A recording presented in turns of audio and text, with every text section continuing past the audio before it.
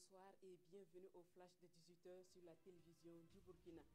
Lutte contre le terrorisme, le ministre de la Défense et des anciens combattants séjournent depuis hier à Djibo. Jean-Claude Bouda est porteur d'un message du gouvernement pour les troupes basées au Sahel. Plus de moyens seront mis à leur disposition pour traquer les fauteurs de troubles. Le ministre et sa délégation se sont aussi imprégnés des réalités des forces antiterroristes et ils les ont galvanisés dans leur combat. Les acteurs impliqués dans l'opération Panga ont également reçu la visite de la délégation avec toujours le même objectif, neutraliser les cibles terroristes qui sévissent au Burkina. Et puis, la CAMEC sera très prochainement dirigée par un administrateur provisoire. C'est l'une des principales décisions issues de cette rencontre entre le ministre de la Santé et les partis en conflit pour la direction de la nationale des médicaments. Un terrain d'entente est trouvé et un protocole d'accord est signé entre les parties. À l'amiable, toutes les instances dirigeantes ont renoncé aux actions judiciaires pour une sortie de crise à la CAMEG.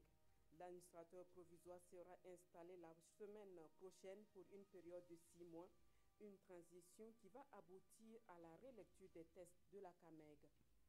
Sur la table de l'Assemblée nationale ce vendredi, la question de l'avenir du projet ZACA, 16 ans après le lancement des travaux.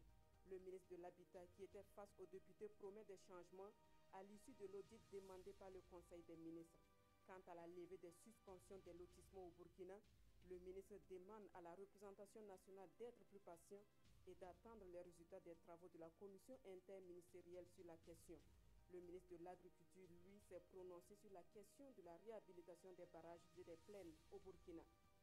Campagne de curage des caniveaux de la ville de Ouagadougou, le ministre de l'Urbanisation donne le top départ. Et c'est le pont qui traverse le lycée d'Imdolonsom à l'arrondissement 2 de Ouagadougou qui accueille le premier coup de pelle.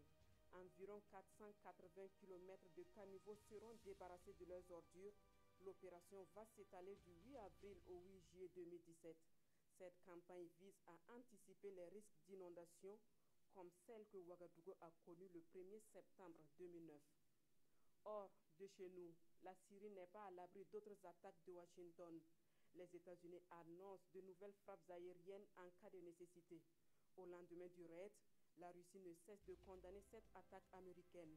Elle estime que les conséquences pourraient être extrêmement préjudiciables à la stabilité régionale et internationale. Les États-Unis disent ne pas regretter leur acte car toutes les raisons étaient réunies.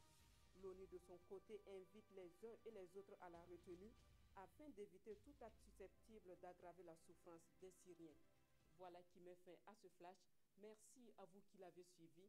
Le prochain retour de l'information, c'est à 20h et c'est en compagnie de Peggy Ouedraogo.